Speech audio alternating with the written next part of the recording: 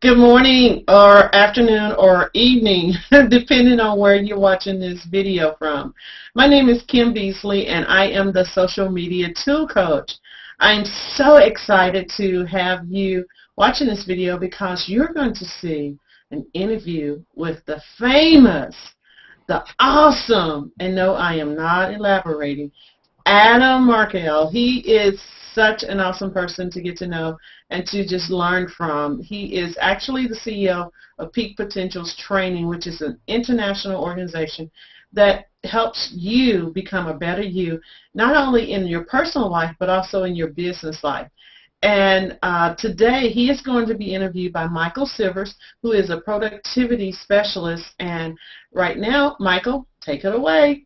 Thank you very much. I want to welcome everybody today.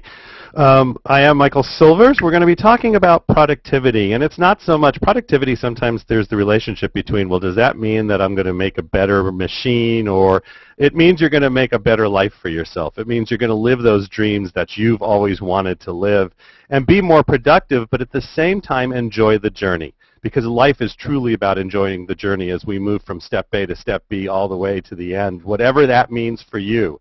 So we want to, again, bring a show that truly lets you enjoy the journey as you move your life forward. I am so pleased to have Mr. Adam Markel, CEO of Peak Potentials, on the line with us.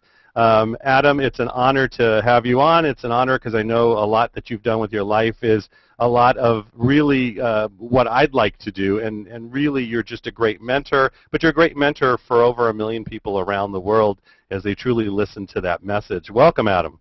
Hey, thank you all. Thank you for that introduction, and Kim, I appreciate it. Michael, it's a pleasure as always. So, hey, let's get started. Fantastic. So when, people a lot of times what they'll do is, and I hear this, I get a lot of questions around productivity, but they talk a lot about fear of success, and it truly hampers where they can go, and really they sometimes don't even recognize that fear of success. Can you talk a little bit about fear of success and then some strategies? Yeah, absolutely. I think that you're right, Michael. Many people are sort of stuck in their in the way that they do things because it's essentially human nature. Our conditioned mind is a mind that has a function, and that function is primarily protection. It's like it developed 50,000 years ago, and with good reason, because we needed to run away from things like dinosaurs. and in this day and age, obviously, our protective mind, has a function as well, and that function is to keep us the same. It's no different for me as it is for you or anybody else that's listening on this or participating in this call. The mind's whole concept is, better the devil you know than the devil you don't know, right? Yeah. And it keeps us in our what we like to call our comfort zone. And everybody has a comfort zone. Everybody sort of wants to be comfortable. And for me, what that means is that's basically a way of saying I want to stay the same. I want to stay in an area where the things that are that there aren't surprises, that I am aware of the knowns, and I don't have to deal with the unknowns or the uncertainty. There's a lot of uncertainty in the world right now. You just have to turn on the radio or the TV, and you can see that there are conflicts around the world. There are people that are without jobs. There are monetary crises that are hitting various economies around the world, and there's a lot of unknown, which creates a lot of fear, which creates more fuel to the again in the engine of the conditioned mind, which says we need to stay the same, because that's where it's even if it's not great, even if it's not beautiful, even if it's not the life that you truly want in your and you know in your heart that you might even be entitled to, it's still the thing that you know. And it's a lot less scary than all that other stuff that you just have no idea what it's going to mean. So I would say that the most important thing that anybody can do if you speak about productivity, about business, about how to just live a fuller life, is that you develop the habits and the traits of a person that can overcome fear. Now again, I didn't say that you kind of get rid of fear, because anybody that thinks that you could reach a level in your life and be successful, quote unquote, and have no fear, really, doesn't understand the concept of what makes a person successful to begin with. What makes a person, in my humble opinion, successful is somebody who can feel the fear, because we all feel it, and still go forward, and still find the strategies and create outcomes out of that fear, move in the direction of the unknown and in the direction of uncertainty. So, for example, even in our own economy here in the United States, there are lots of people who are out of work at the moment, and there's lots of political commentary on the fact that there's a lot more have-nots these days, and something needs to be done. And I agree something needs to be done. My own personal opinion is that we need to expand the pie. It's not so much a question of redistribution, in my opinion, as it is the fact that we live in an abundant universe. And so what worked yesterday and what was a good idea and what was profitable in business yesterday may not be what's profitable today or tomorrow. And so it's really a question of, in some sense, reinventing oneself and being able to move into fear, move through fear to the other, in the direction of what it is that you want, whatever you want. So I kind of, gave you a bit of what I think is a full answer to the question of, again, how people are stuck and why, in fact, they're stuck where they are. No, that's great. And I hear that part of what you're saying is that people also, there's this balance factor in life. And because what we hear all the time is, if I'm more productive, that just means I'm going to work harder, and I got to get to work at 6 in the morning and leave at 10 at night, and that will make me richer, fuller in my life. What do you have to say on that? I did that routine. I was an attorney, since 1994, and my wife and I, we started a family, had 4 kids. We moved to the suburbs. We were just basically living, I guess you'd call that American dream, right? We had a lovely family, and I had a good education, and I got a good job, and I started working 30, 40 hours a week, and 40 turned to 50, and 50 turned to 60, and 60 turned to 70, and now I'm working 70 to 80 hours a week, and I'm commuting into Manhattan every day, and I'm in a lot of pain. I don't mean physically, although it did manifest physically for me, because I used to have a lot of hair, and then all of a sudden my hair disappeared. And I'm like, what's going on here? And literally, I blinked my eyes, and 10 years had gotten behind me. And now I'm in my late 30s, and I'm literally have kids who are growing up, and I'm not seeing them.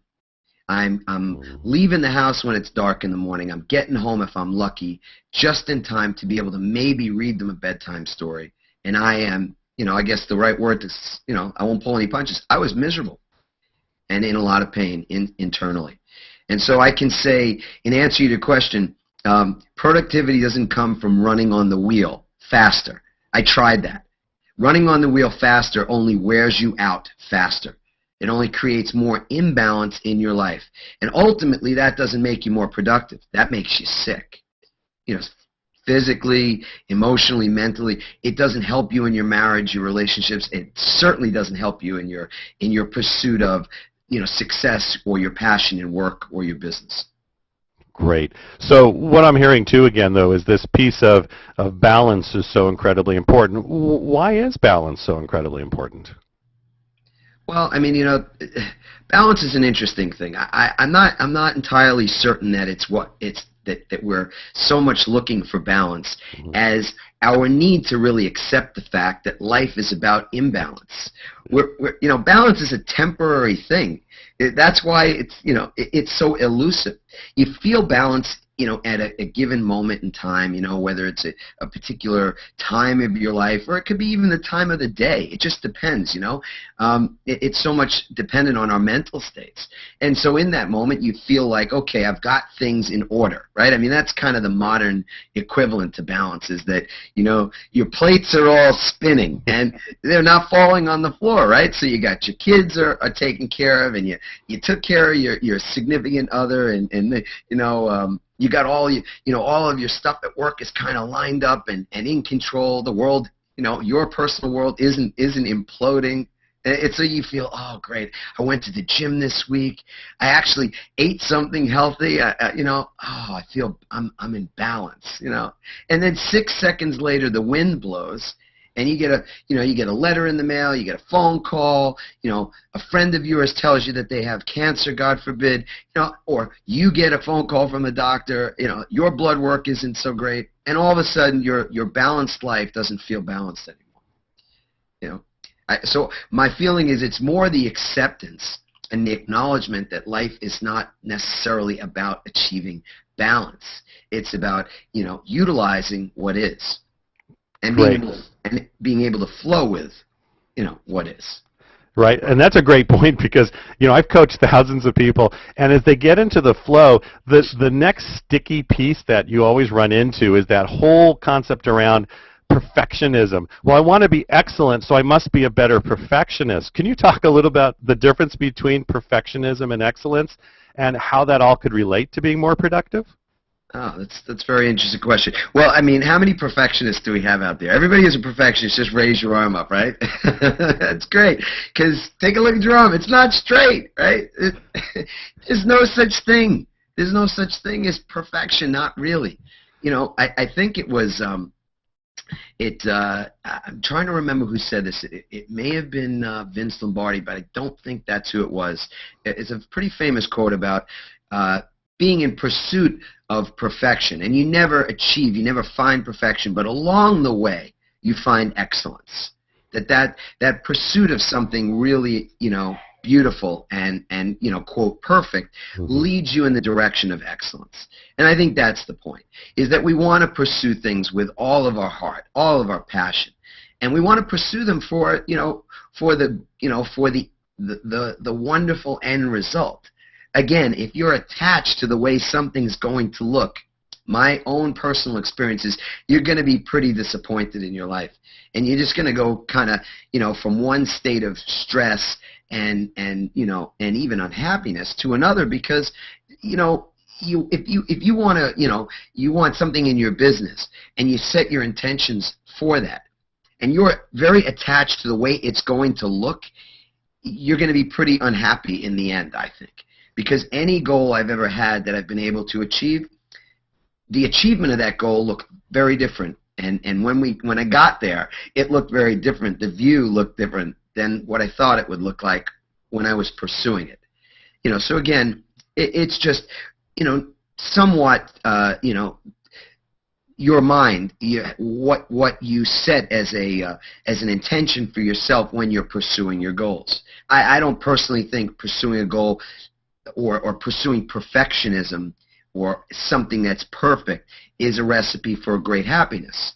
I think pursuing things strictly for the love of it and again, being able to share your value as you're pursuing it leads you in the direction of excellence, which is amazing.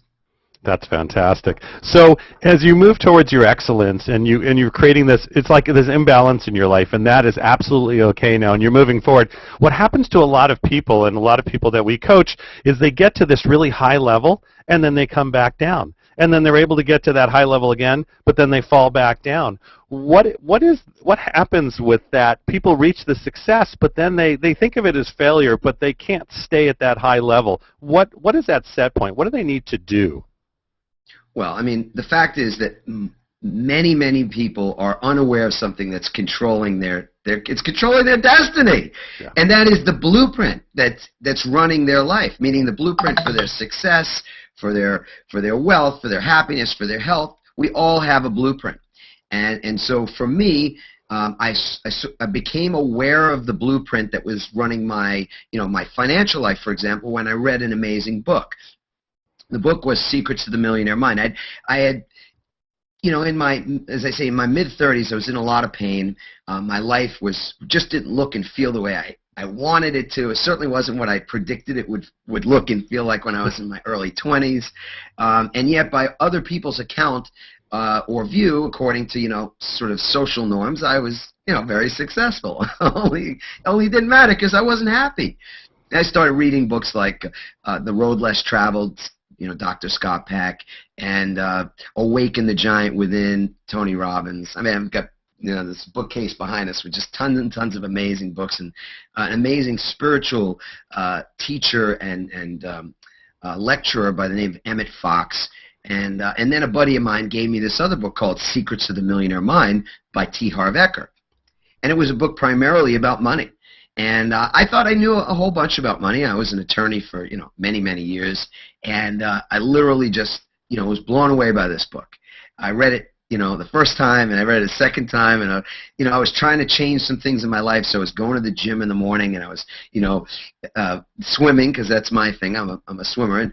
And after I'd swim, I'd go in the hot tub, and I would read this book in the hot tub, which was an amazing conversation piece just all by itself. I meet people in the hot tub, and they'd be like, "What are you reading?" I'm like, "I'm reading this incredible book, incredible book that's just expanding and opening up my mind in so many ways to things I'd never thought about before."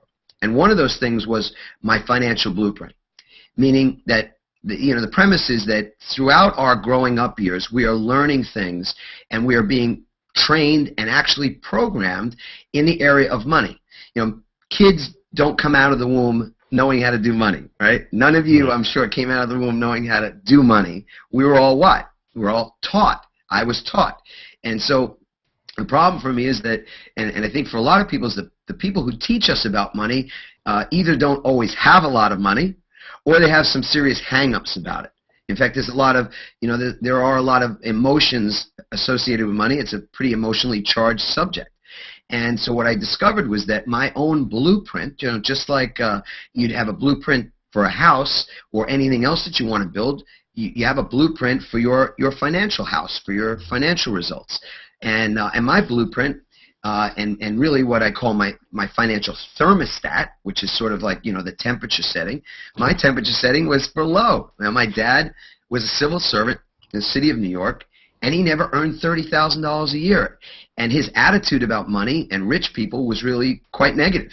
And so consequently, even though I grew up and got a higher education and went to law school, my own internal feelings about money and wealth and rich people and success, financial success, was pretty negative.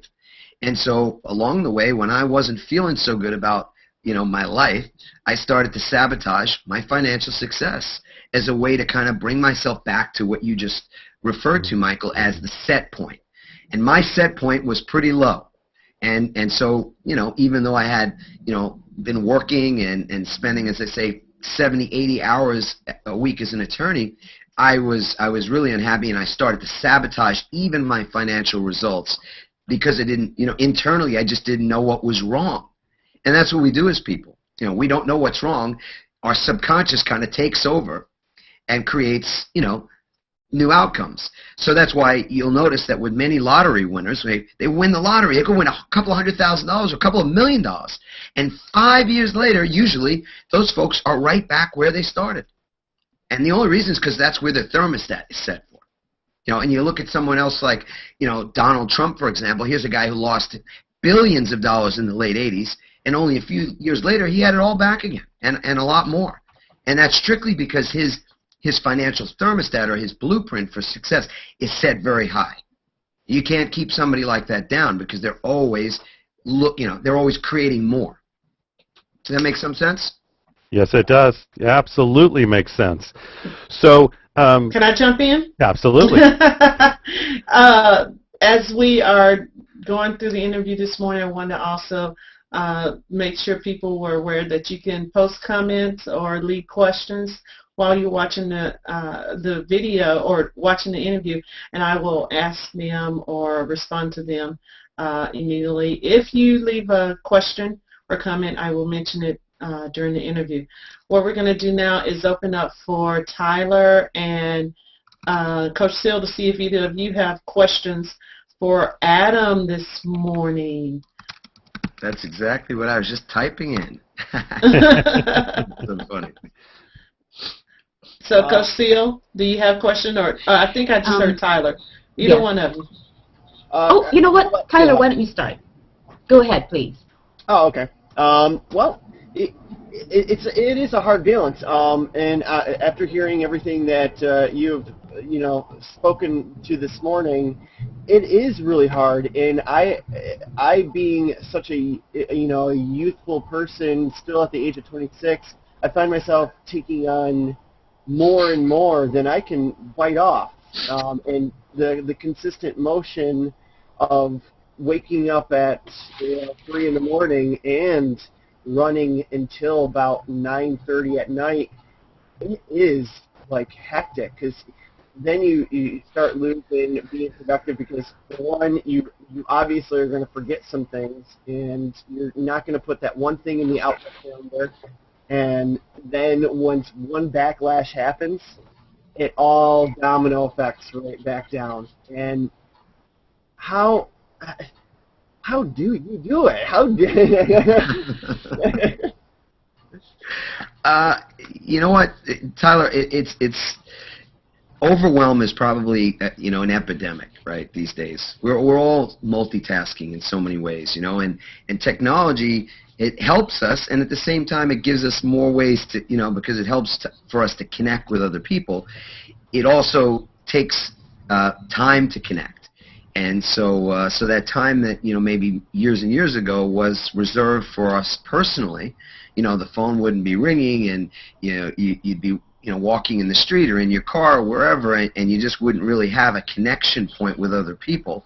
Those boundaries don't exist anymore, and so we've really, taken away a lot of the boundaries of our own, what we call, I guess, personal space, and so that's an area where I'd say it's a kind of a very individual thing, right? I mean, I love people and I love to connect with people, but when I need my alone time, I just literally take it. I mean, there's something that a good friend and a mentor of mine shared with me, which I'll share with you now too, is that you need to make time in your business and in your life. You need to make time to think. And I know that sounds kind of silly in some ways, because it's like, you have to schedule time to think. Like, so if you have a busy, maybe everybody keeps a Google Calendar or some other calendar for themselves. Literally scheduling blocks of time for you to think, and keeping that inviolable, that you don't violate that rule or that time for yourself, just like you wouldn't violate it if you had a meeting with an important business associate and you had an hour-long meeting. You wouldn't pick up the phone to call somebody in the middle of that meeting, would you? Yeah. And another question is, you mentioned technology as being a big part of it, and what is hard is, now that there's so many different types of technology, whether it be tablets, laptops, cell phones, everybody's got a continuous way of accessing email. And what I always found is that when I hear, well, why didn't you respond to that email? I know you have access to it. That's the hardest thing on me. It doesn't make me want to feel productive. It doesn't make me want to do anything. I mean, when I miss one thing out of the entire day, that's a hard thing, and that's a real demotivator, I should say. Yeah, that's such a great point, Tyler, and I'm really glad you brought that up too. So I'm a trainer. I train for a company called Peak Potentials, and we train. Literally, our seminars are world famous. We've been around since the early 90s and trained more than 1 million people worldwide. So I've trained in places like Vietnam and Taiwan and Singapore and Malaysia and all over the U.S. and Canada and Europe, etc. And at the end of one of our events, I meet with some people that are some very special people to us, because they kind of join our university. So we offer programs. We give people an opportunity if they want to participate, register for some of our back-end courses and the like, which is exactly what I did. I took that step and became a part of this group that we call our quantum leapers. They're people that they want huge results in their life, and they're not looking to go about it in a sort of a laissez-faire manner. They really want to be pushed and trained, and they want to have some high impact opportunities to grow their life, right? And so when I'm with those folks at the end of one of our events, I will ask them to send me some things by email. Goals.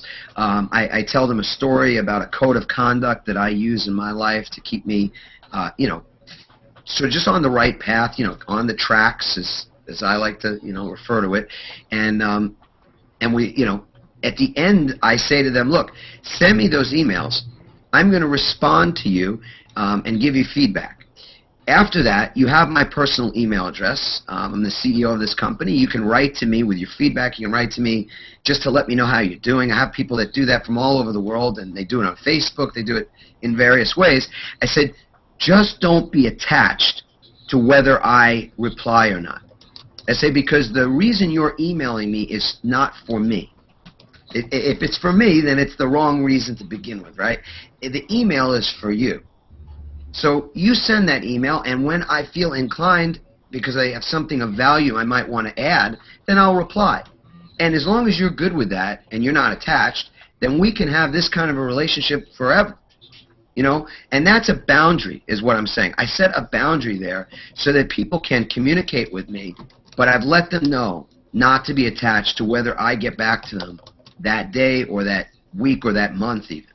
And so I'm thinking maybe for you, you know, given all that you've probably got going on, that you might need to be looking at boundaries for yourself and how to let people know in advance. Because I think if you say to somebody, listen, hey buddy, I would love it if you'd let me know your thoughts on this, and you can email me, but I'm just letting you know right now I'm fairly well inundated with emails. I'm going to read it. If there's something I feel like I need to respond to immediately, I'm going to send you a response. If I want to think about it, it may take me a couple of days before I decide what I want to say. Or I may decide I don't need to respond. Are you okay with that? You'd be surprised when you put it to people in a straight way, in a very transparent and authentic way. People be like, hey, no worries, all good, thank you. That's perfect, and I think that's a great answer. And I think Seal has a quick question for you as well. Thank you so much. You're welcome. Thank you, Tyler. Adam, I just have a quick question about your support group. In the process, in this whole dynamic of success, what would you recommend for a small business owner to, as far as balancing their support group with their dreams and with their goals? What would be the 3 nuggets that maybe you can give a small business owner that they can take home with them right away as far as support group goes? Get one. The first and most important thing is get one.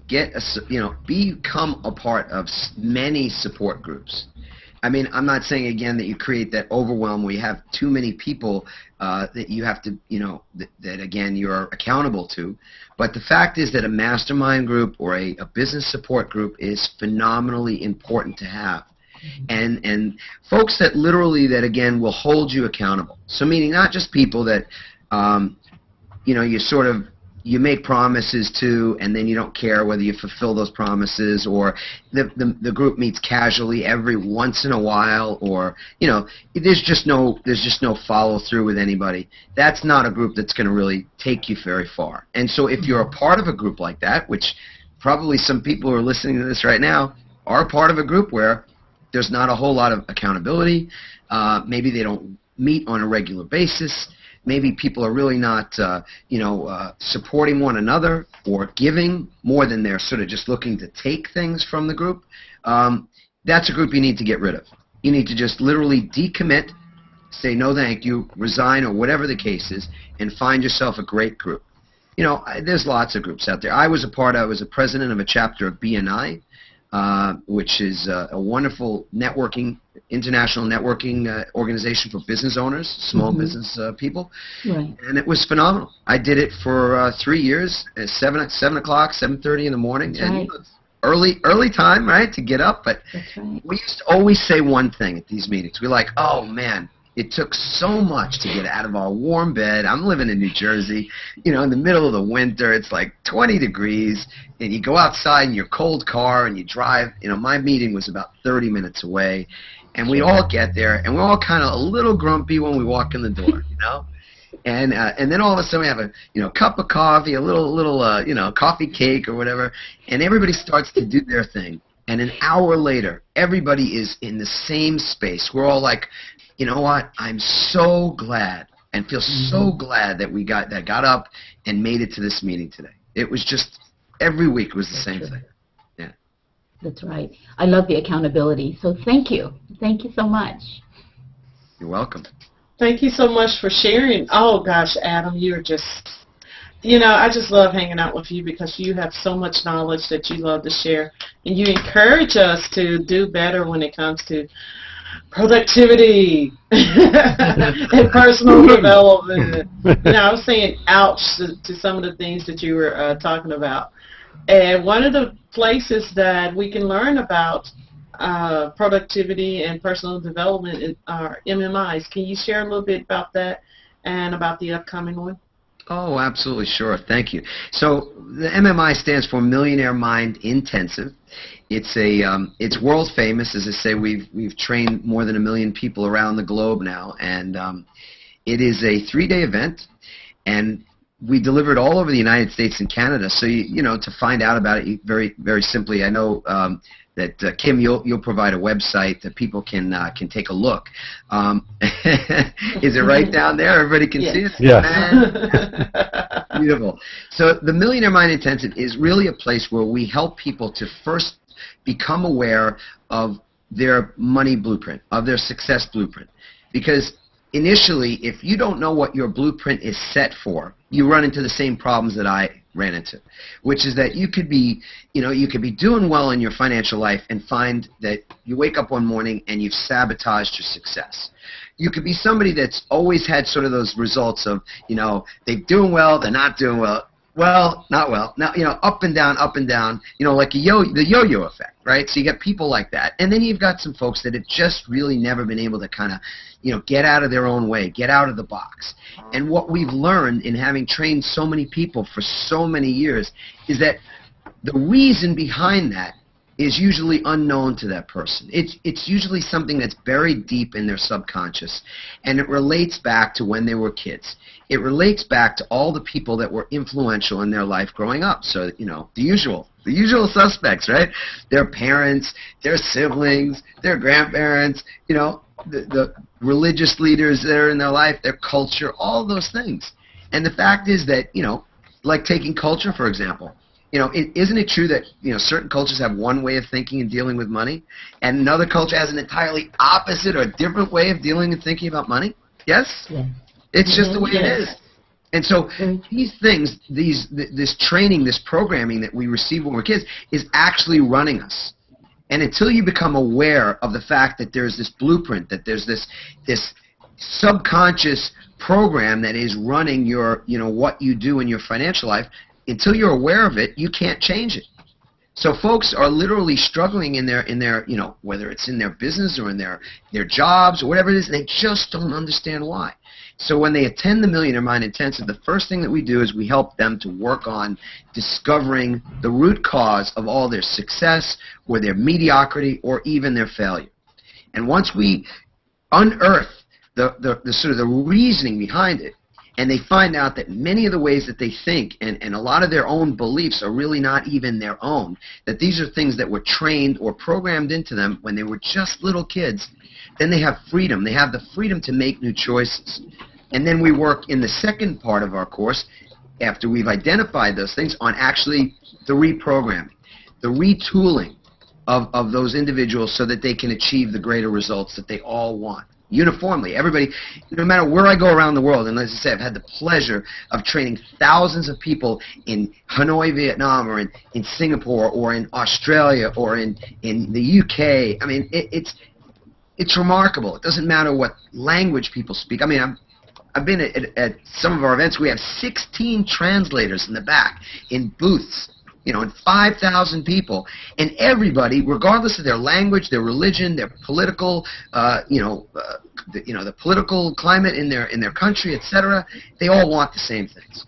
Everybody wants more success, more wealth, more happiness. All of those things are uniformly desired by everybody.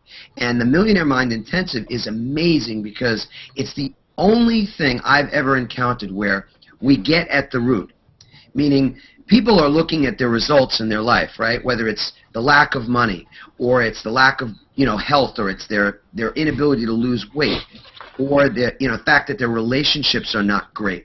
And they look at those things, and that's like what we call the fruit in our life. Those results are like the fruit that are hanging on the tree of our lives. And the first question we'll ask folks in the first half hour is, well, where do those fruits come from? What was it that created those results in their life? And people kind of always have that blank stare like, I wish I knew. All I'm doing is focusing on the fruit. So, my fruit's not big enough. My fruit's not juicy enough, right? And they're putting all their attention, all their focus on the fruits. And what they don't realize until we say it is it's the roots It's the seeds and the roots that create it. It's what's under the ground that creates what's above the ground. It's often what's invisible in our lives that creates what's visible. And it's mind-boggling. It's transformational. We literally have 3 days of watching people peel away the layers of garbage that have been holding them back and holding them, from the thing that they most want in their lives. And we see that just fall away. And then by the time we're done with them, after 3 days, they are just, it is not a pump-me-up session. We don't pump people up with a lot of hype and then send them on their way. We create sustainable success. We have tremendous support systems, amazing, world-famous coaching programs. I mean, we just help people to elevate their lives in a huge, huge way. And that's what the Millionaire Mind Intensive does. It helps people to change, not like 3 weeks or 3 years, but right there, right then, on the spot. And until you've seen it, and I know some of you folks have been there, you can speak, to your own experience. It is nothing short of miraculous, and it happens week after week after week. And all you have to do is literally, click that link, and you can find out where the next Millionaire Mind Intensive is near you. But here's the thing, Kim. I want to do something really special, both as a way to say thank you to you for inviting me on and allowing me to sort of blather on for the last, 40 minutes. But I also want to really reward your loyal followers. I know a lot of people are you're an influencer, right? You're a master of influence in this world, and we need that. We need people to step up and take a leadership role and not just look to politicians or other world leaders to be the people that drive the agenda of our dialogue and what we do in our lives.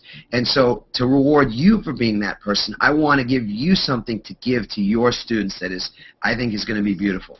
So we'd like to have your students come to our event, and if they register, instead of it being, it's typically a $795 3-day event, which is, to me that's inexpensive at 10 times the price. But just because you have the influence that you do, I would like to gift that to you. As a CEO of this company, I get to do some pretty cool things. Ooh, yeah. I love gifts. Yeah.